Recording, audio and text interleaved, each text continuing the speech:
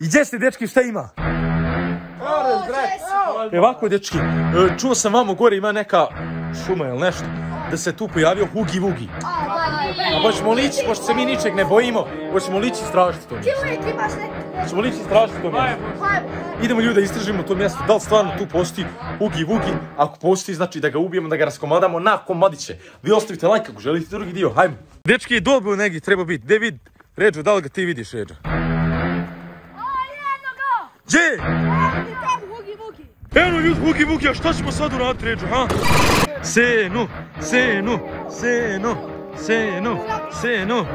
Aj Senu, čao.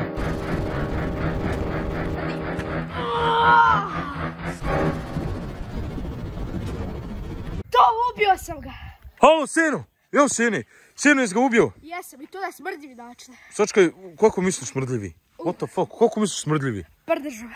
Znači, evo s graha. Da. Znači, grah pomaže.